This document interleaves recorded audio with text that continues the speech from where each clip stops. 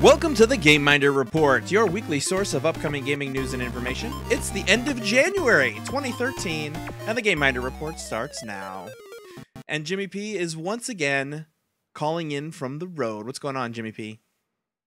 Well, I was supposed to be driving down to Medina. That got canceled. So but the interwebs in the office is kind of suspect, and I didn't really want to get in trouble for doing a podcast, even though it's my lunch break.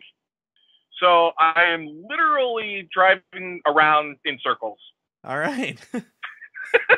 This is the most wasteful episode of the GAME.minder Report yet. Jimmy P driving in circles, burning gas. Well, I gotta say this. Eventually I'm going to end at a destination where there will be food. So there is a purpose for my driving. Got it. But we'll see. Right on, right on. So I made an enormous mistake this week. Would you like to hear about my enormous mistake? Did you poop your pants? No. I don't care. I purchased Civilization 5, finally. Which civilization did you ruin your life with? That was 3. Okay. Yes, that was 3. Then I did Civ 4 for a while. Civ Revolution I have for both the Xbox and for iPad. And now I have got Civ 5. And the unfortunate truth is that it is really just super addictive still. There's nothing you can do about it. I've been playing it till like 2 or 3 in the morning every night, which back when I was like 22, that was something I could do. I am not 22 anymore. And oh man, this whole week has been, well, of course, that's also related to the fact that I was busy all weekend with the Global Game Jam, but we'll get to that in a minute. What device are you playing it on? I've been playing it on both the iMac here at the office when I stay late, and I've been playing it on my MacBook Pro. Okay, can you, is it 2 separate games, or can you pick up the game that you left off? Well, it's funny you ask that, because Steam, it's a Steam game, but they supposedly have this thing called Steam Cloud, which for all of the fun that we make of iCloud, Steam Cloud is even worse in my experience so far. Like, I saved the game on the iMac, and then I wanted to pick it up again on the MacBook Pro, and I played for like 5 minutes, and then I saved it again over the same slot, which you'd think is the way you're supposed to do it, and then everything got corrupted, so that game is gone now. So I had to start over. But what are you gonna do? What are you looking at? I'm looking at oncoming traffic so that I can make a correct right turn. I see. All right. Yeah, so that's that. I mean, this is obviously not a new game. It's not an upcoming game, but I have always been a Civilization guy, and I hadn't played it yet, so I was like, oh, I'll give it a shot, and yeah, now I've got far too much. Did we talk about, I know that we talked about in our individually, but did we talk about on the podcast at all that guy that was playing a Sim 3 game, that he's been playing it for like 5 years straight to see what happens? I don't think we discussed it on the podcast, but I do remember discussing it with you.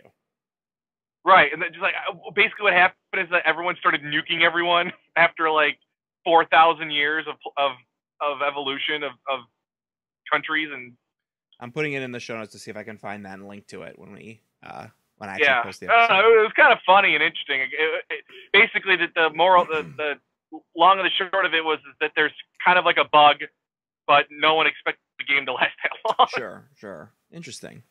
All right, so let's get to some of the news. Just a couple quick things that I wanted to talk about this week. Did you get a chance to watch that Bioshock pseudo trailer thing? Yes, I did. So yeah, well, a lot of the commentary has been that it sort of feels a lot like the Lost Dharma Initiative videos, where it's like kind of got that quasi-historical kind of a thing, but it really sort of opens the world up in interesting ways. What did you think of it?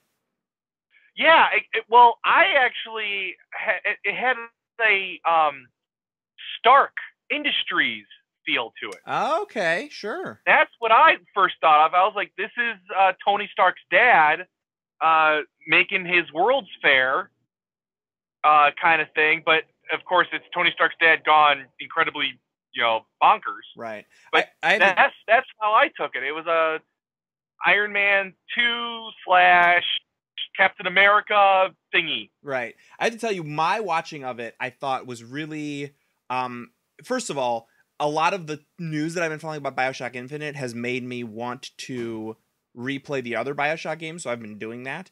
And it really is a great world to live in. And obviously the new game is going to take place, I think it's supposed to be like 30 years or 40 years before the other one, because the other ones are set in like I think like the 30s or whatever, but then these are set in like 1900 something.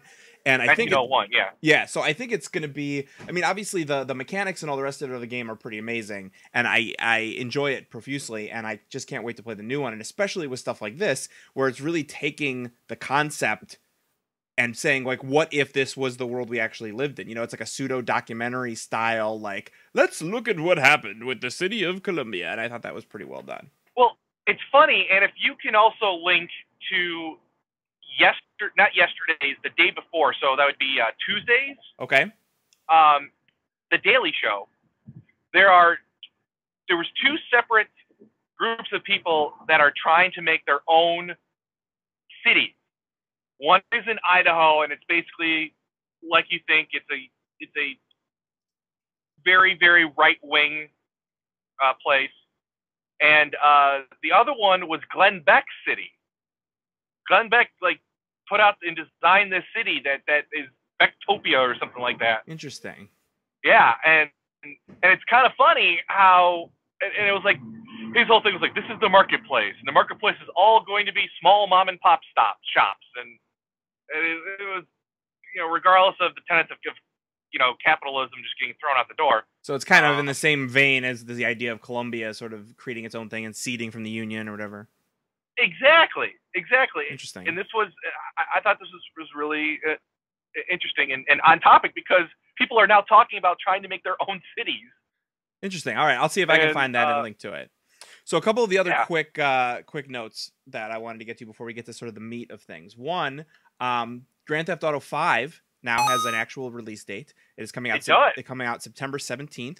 So it has been pushed back. I think it was originally supposed to be the spring, but it has been pushed back to the fall. But it does in fact have a confirmed date, that's September 17th. And that's an interesting date. Is it? Well, it's before the shooters come out. It's right after Madden comes out, and it is the opening week of NFL football.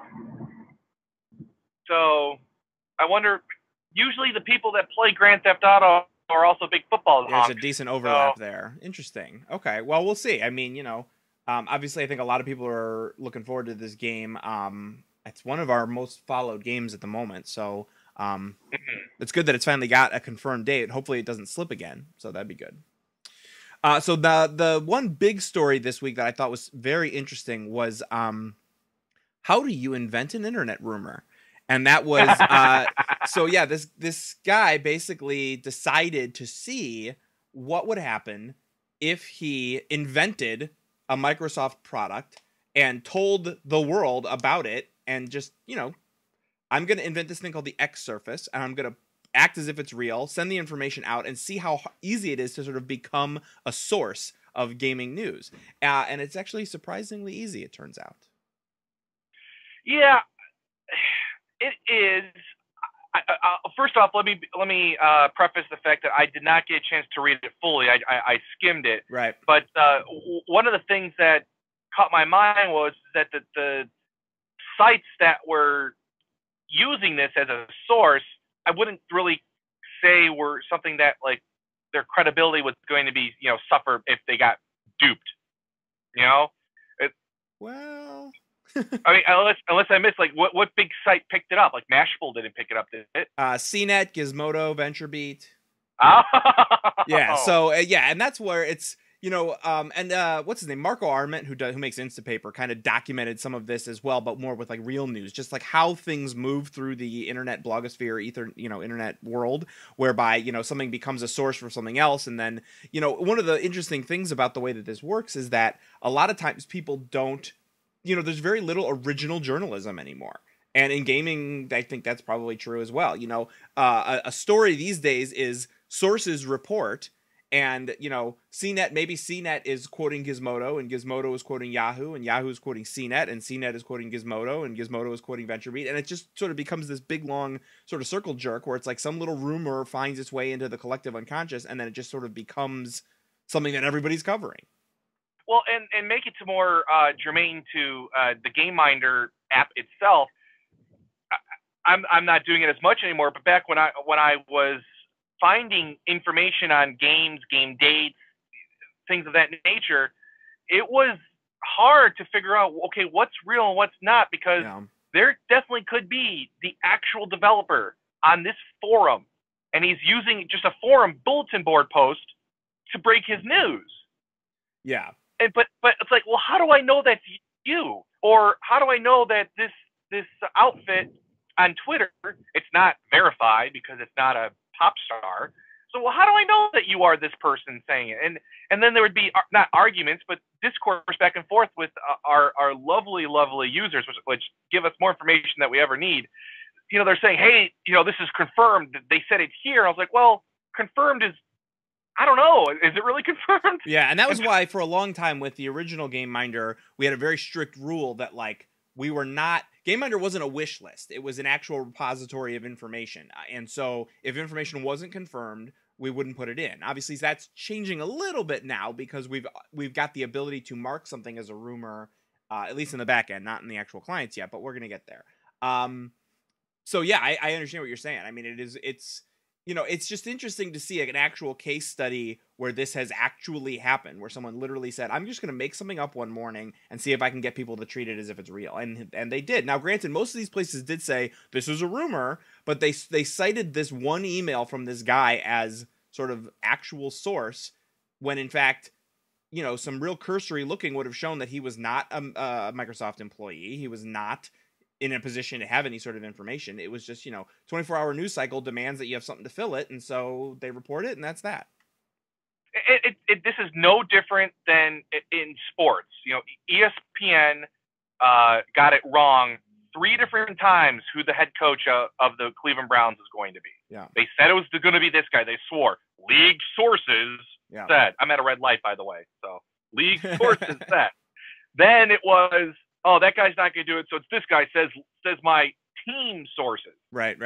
That's the big thing with, I think, just in 24/7 news journalism as it is, anonymous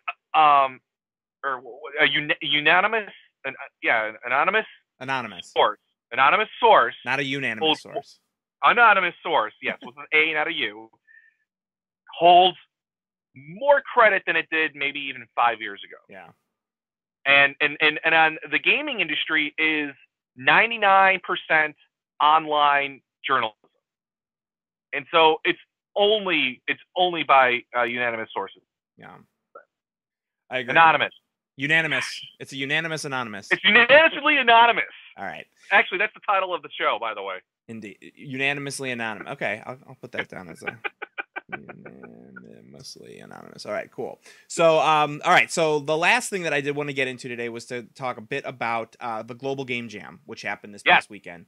Unfortunately, you could not be around, but it was quite an experience. It was right here at the Launch House, and if you subscribe to our YouTube or anything, you've probably seen some of the videos going up of the event. I'm actually in the process of cutting together sort of a mini documentary of the entire weekend, because we did capture a ton of footage. But one of the cool things, before we get into that discussion, is what is a game jam? You know, a lot of people who listen to the show probably are familiar with, at the very least, the concept of the indie game developer. But a game jam is really a pretty cool event. You know, you participated in the one a few months ago, the Ludum Dare, which was basically another type of sort of focused gaming event. Like, let's get some developers and some artists and some musicians in a room, and let's try and build a game in a specific amount of time. And that's what the Global Game Jam is, but obviously on a global scale. You know, it took place at over 300 locations worldwide. We had more than 50 people here at the Launch House, which was amazing. And basically the theme this year was a heartbeat. So you listen to a heartbeat, now go use that to come up with a game, present something in 48 hours.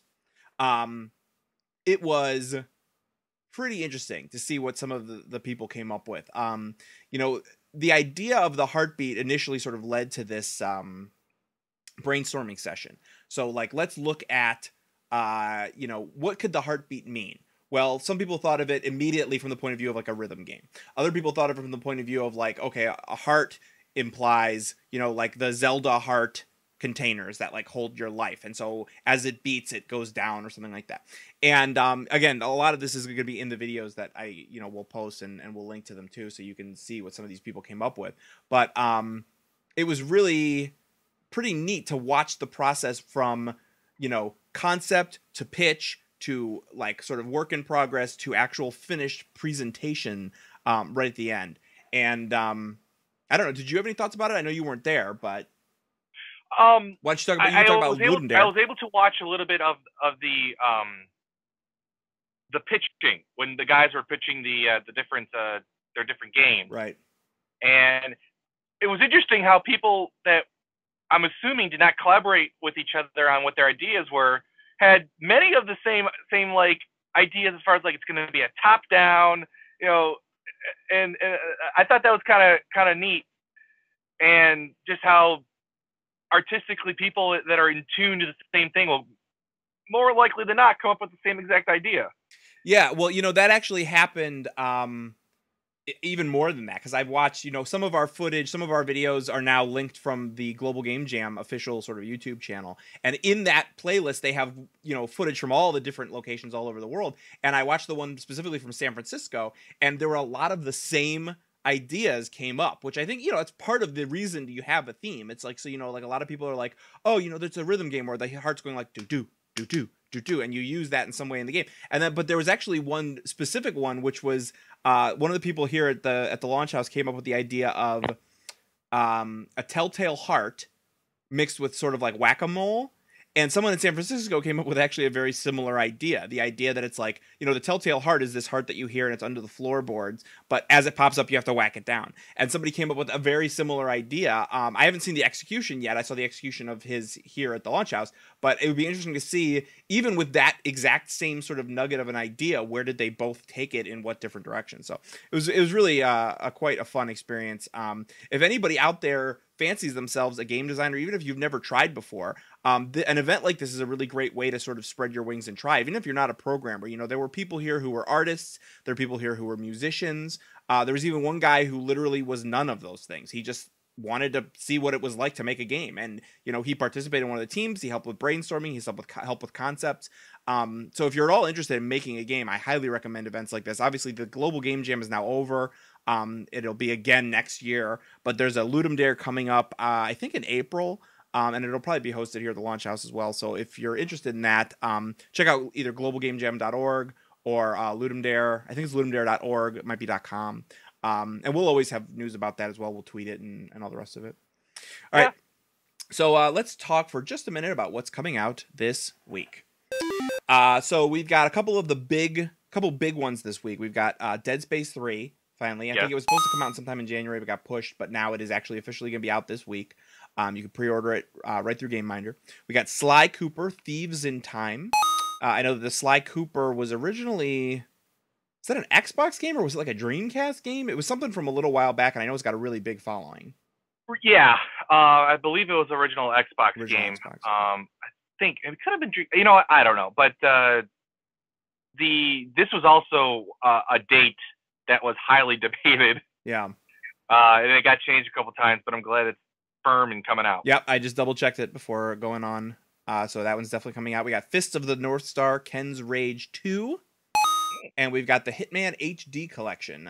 Those are some of the big sort of ones that are coming out this week. And again, I know last week we finally did get some things going in terms of getting new games in. This week has mostly been about trying to fix some of the issues with older games. So I have not added any new games yet this week. So we don't have picks this week, unfortunately. But we can pick that Noobs is did it come out last weekend or this weekend? Oh, that movie we were talking about? Yeah. I didn't know that actually. I believe it came out. It's coming out, or it came out. Okay. Yeah, I don't know that I'm going to see that in the theater, but I definitely am going to wait for it for Netflix streaming or something like that, because I'm very interested to see what they do with it, if it's any good. And it's definitely a movie for a flight. Yeah, movie for a flight or movie for a Netflix stream. Yeah. All right. Well, I think that's going to do it for the GameMinder Report this week. If you enjoy what we do, why not subscribe by hitting the button on your screen right below this video. And you can also subscribe on GameMinderReport.com. To view the show notes for this episode or follow any of the games mentioned today, don't forget to visit GameMinderReport.com/35. Don't forget to follow GameMinder on Twitter or Facebook, or get the app for your iPhone or Android phone. And finally, don't forget to buy all your games through the website or app. Every game you pre-order or purchase helps support this show and the service. Signing off for the GameMinder Report, I'm Jeremy. And I'm Jim, reminding you, don't forget to play.